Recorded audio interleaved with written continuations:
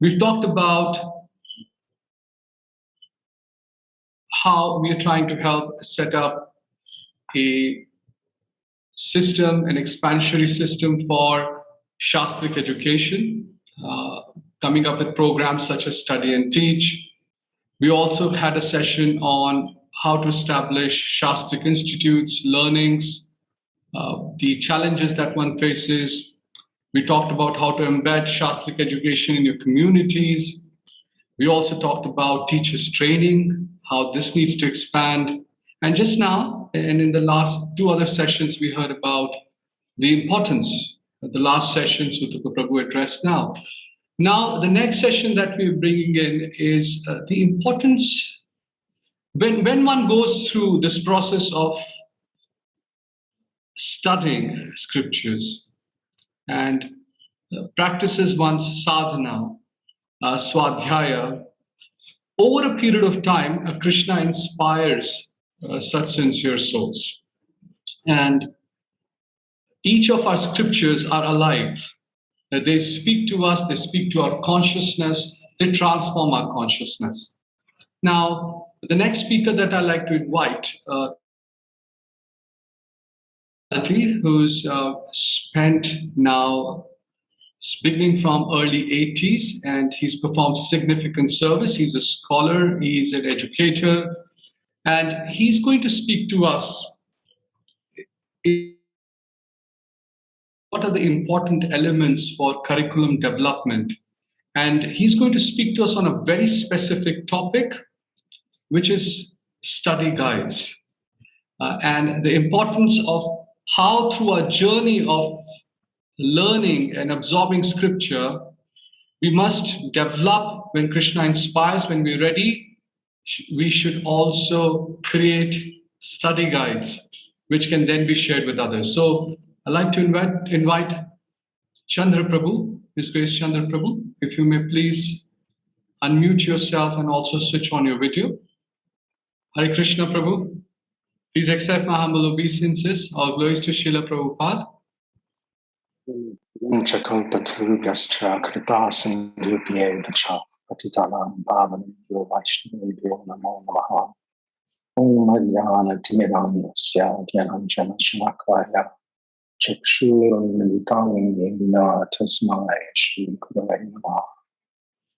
Namo Vishnupadaya Krishna Prasthaya Bhutale Srimati Bhaktivedanta Swami Nityanamine.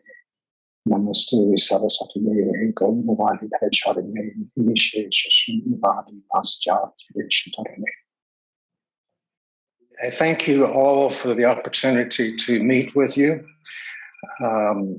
It's especially a privilege to have the opportunity to hear from devotees like-minded. Probably I am unknown to most of you. I try to keep it that way, actually. I prefer to do my service as given to me by my spiritual master, and avoid public speaking or being in the spotlight, just because it's more conducive for my service and remembering Krishna. But upon speaking with Tapan Mishra Prabhu about another project that I'm working on, he said, well, we have this going on in 2 to 3 days. Would you mind speaking about what you're doing? Initially, I told him I don't think I can do that, but in those 2 and 3 days, I have tried to encapsulate a brief presentation. I hope it meets with the format and is pleasurable for the devotees. I will be as brief. I want to make a couple of observations as to sort of an overview of some of the things that I have heard to this point in listening to other presenters. And I would like to share with you a teaching tool which I have used myself and have shared with others, and have found it to be extremely useful and flexible. So most of my talk, I'm going to be speaking along pedagogical terms. In particular, the decisions that I took in a project that I'm currently working on. And so I'm going to go through those, and in the end, I'm going to share with you a particular teaching tool which you can add to your instructional toolbox. I encourage you to give it a try. So far, those I've shared it with have found it to be a very helpful tool. It's science-based, research-based, and as times allow, I will address some of the underlying science and research that supports the tool and its reasoning. So that being said, I'm going to get straight into my presentation. And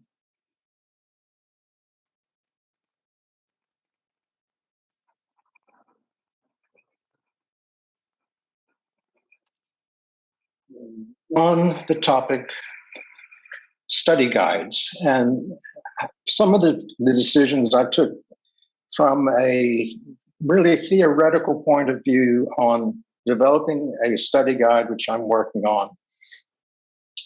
And with the understanding that with any content, with any group of students or target audiences, our task as educators is to consider these issues and balance them and make choices consciously based on a variety of factors.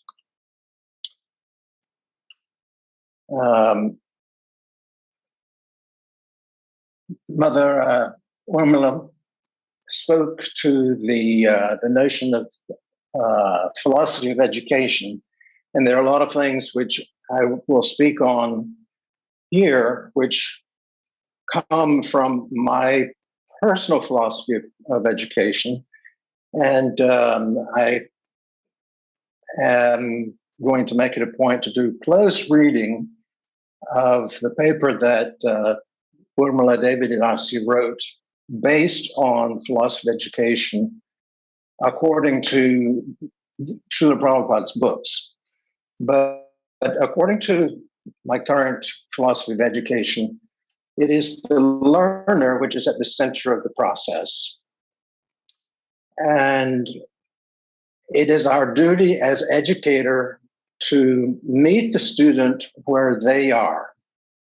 And that is, we have to be the proverbial adult in the room and be the one to go to the student as we are able to ascertain where they are. I think so often we see in some cultures that it is usually expected that the student must come to the teacher. And quite honestly, I think from a historical perspective, this is the school of thought that arose during the Victorian era, in which the educator was carrying out the white man's burden. And it was considered a great luxury for anyone to be in that classroom.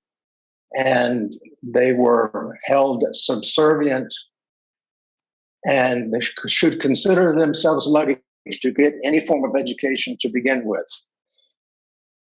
We see this mode of education often in previous colonies. It still goes on today. It is one which I do not find, and nor does scientific research upon the affective environment within the classroom. It is not effective. It is outdated. It's the idea of a colonial overlord and not a sincere educator, in my opinion. According to my philosophy of education, the teacher actually has to feel that we are not the center. Instead, we are serving the students. We must determine their needs and alter our behavior, our instructional style, our methods of assessment to go to the place the student is. And in this way, it is not we who are the master, it is the students that we are serving. I need to understand that in many places, my particular teaching experience is in the United States. And in any classroom, practically speaking, in any part of the world, perhaps it may not be as culturally diverse as that of the United States, but in any classroom, anywhere in the world, the students come with varying levels of intelligence, different skill levels, and they learn in a variety of ways. Some learn by reading, some learn by visuals, some learn by tactile even, or interaction with others. So there are a host of different ways that students gain knowledge from the world. And it's part of our duty as educators to try to meet those needs of all of the learners, regardless of from whence they come. And this is an ideal. It's very difficult because students are very different from each other as individuals, also on a personal level, personalities. Ideally, we will tailor our instruction so that we match all students, including those that learn in ways different from our own. We all have the tendency, atmavat manyate jagat, that we tend to see others through our own experiences. Our default assumption is that everything in the world and all others are like us. It's kind of like the default position. So we have to step out of that easy way of viewing the student and understand that they are not all like us. And we should be aware of that and attempt to individualize the instruction so that all of the students have their needs met.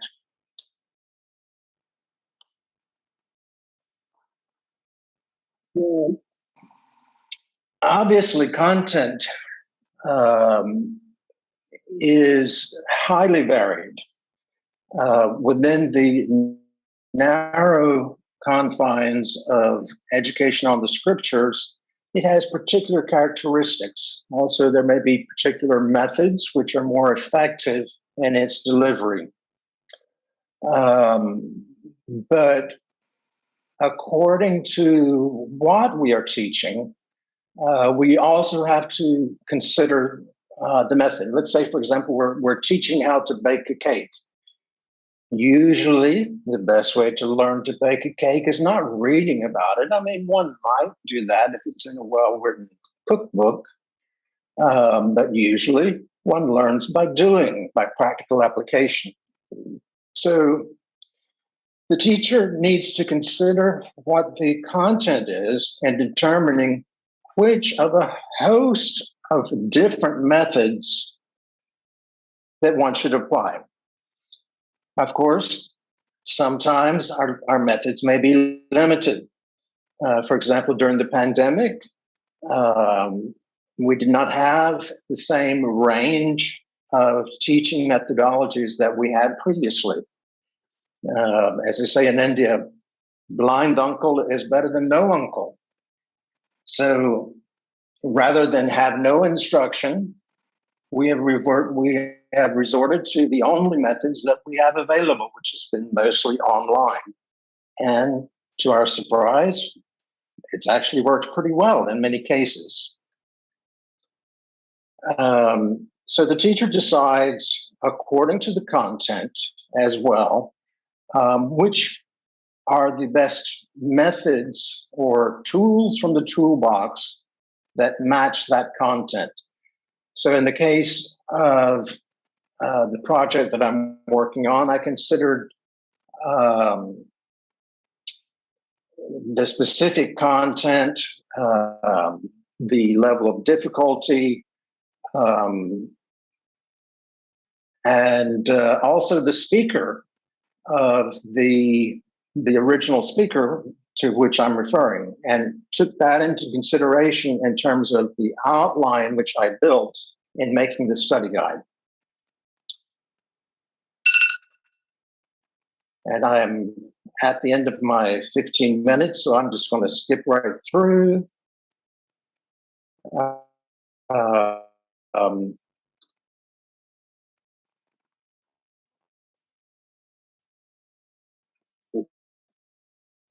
Possible to allow to make changes, and we should make them as appropriate. So we're balancing the content with the needs of the student. Hopefully that takes into account a wide range of student types. And we should also offer them a variety of ways, at least in my opinion, of developing or demonstrating their mastery.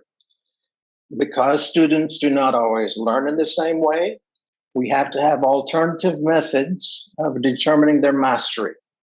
And it is not necessarily fair to say they all must be the same. I think actually the contrary is true.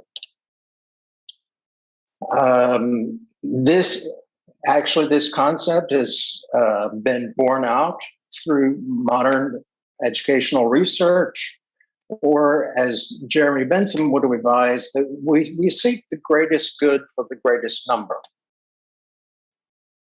And this is consistent with our Vaishnava value of samadarshana, that on some level, fairness is there, but it's at a much deeper level than the external aspects. And by doing that, it actually helps all students because it is building the learning capacity of each student. We're actually stretching their capacity. They're all attempting to respond in a variety of modalities. And it actually has the effect of even those who have very common modes of learning, they learn from other students in ways that they might not have existed or have known existed. So it actually increases the learning capacity of all students. And this has been demonstrated by a variety of scientific studies performed in mostly European cultures. So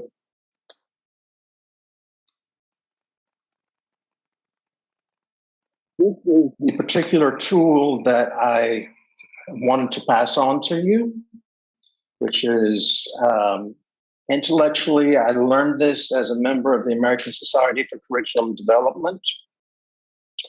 I will save extensive detail for the breakout session because there is actually a lot of science has been extensively researched, including brain research. But in essence, there you have the students provide 4 different responses for key concepts. First of all, one has to identify what the key concepts are, and then one has them define it. And that definition must be in their own words, not merely a recitation from the dictionary or from the text. By placing it in their own words, they are forming connections to their previous learning, and this way makes the retrieval much stronger in the future. Providing an example and a non-example helps to distinguish what determines the key characteristic. For example, amongst furniture, we could say, in a way, a chair and a sofa are similar, but they're not the same. So if we're looking at sofa, we have to be able to say, well, what are those defining characteristics that make that particular item an example and a similar one a non-example? And as I mentioned before, students learn in different ways. For that reason, all of the students will also draw a picture that is their representation of the key concept.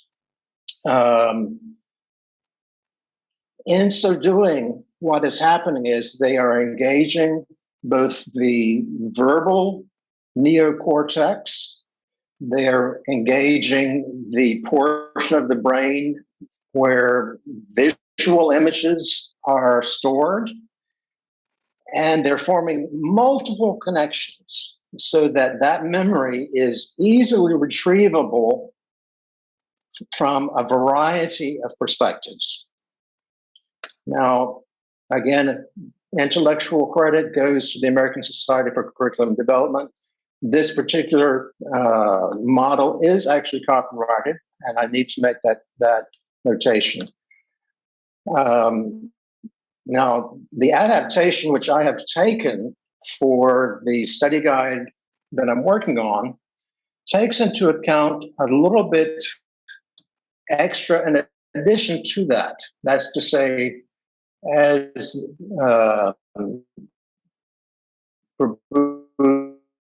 spoke yesterday, we also engage in learning. So for that reason, I've incorporated, in essence, the same model as before to get the multimodality that has been, there's strong research that has shown this across a variety of cultures, environments, and student types. So maintaining the older version, but adding to it some things which are particular a bit more to our deep reflection on scriptures, especially those that are as esoteric as the one upon which I'm working. First of all, I'm asking the student to record environmental cues about what was going on at the moment that they were doing that particular concept.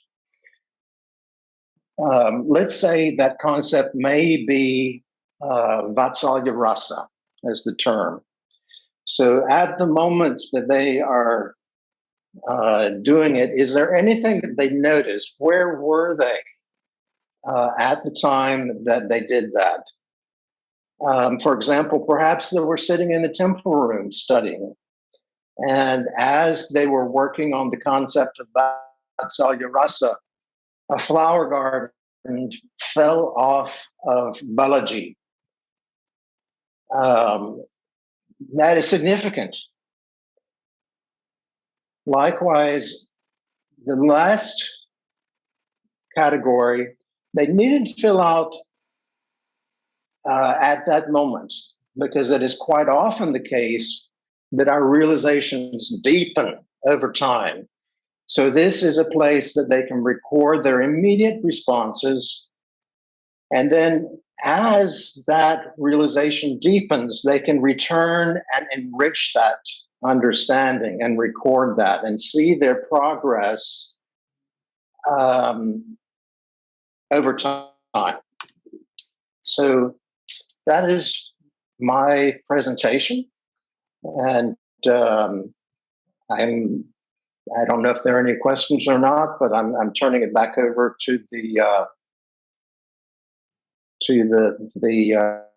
leader of the presentation. Thank you so much, Chandra Prabhu, for sharing this topic today with us. We have the questions open, and so the question is, what are those 4 responses in summary? There is a verbal response in their own words, and that's important because it, as a learning technique, you can consider it like you're hanging up a jacket. You have to have a hook to hang it on, or else it just falls to the floor. So you have them do a verbal response in their own vocabulary, their working vocabulary. And in this way, they are connecting to their prior knowledge, like hanging that coat on a hook.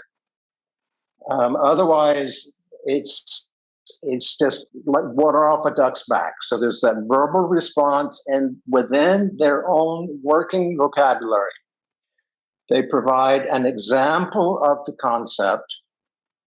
They provide a non-example. So let's go back to Vatsalya Rasa. An example could be the love expressed between Mother Yashoda and young Krishna. A non-example might be Krishna's relationship with someone in Dasya Rasa who serves him with a sense of awe and reverence. That's a non-example. And then a picture, whatever picture comes to mind. So it's that verbal example, non-example, and a visual to draw a picture. Draw a picture of Mother Yashoda tying Krishna to the butter churn. And the 2 aspects which I've added to that is to have the devotee note anything that happens within that moment as they're doing it, to provide them an environmental cue. I had this discussion with my friend, Vatsalya Rasa Prabhu, maybe they're doing it jointly. So those sort of environmental cues to help them to remember back to their original contemplation. And then the final one is their realization over time. Anything they perhaps at that moment they think, oh, this sounds very cute. It reminds me of when I used to play with my Barbie doll, or their emotional response, any thoughts or memories that it invokes, which can be added to later on as their realization deepens. Thank you, Chandra Prabhu. And I'd like to inform all the participants here that the ministry will be working with Chandra Prabhu in the coming few months. Our aspiration is, as Prabhu was just describing, that at some point in time, one's own experiences, realizations must bear fruit. And they can bear fruit for educators in them creating a curriculum. It is the aspiration of the ministry to have many curricula around Srila Prabhupada's books, big and small alike. And we would like to have a training in place where devotees, teachers, educators can be trained how to create such curriculum, how to create such study guides, principles around that. So in a few months, we will be publishing a training in collaboration with Chandra Prabhu. So we look forward to that collaboration, Chandra Prabhu, and I hope we'll have more of your association in the coming weeks together. So thank you for sharing today, this topic about study guide and many experiences in your many years as a member of the American Society for Curriculum Development, and so on and so forth. Thank you. Hare Krishna.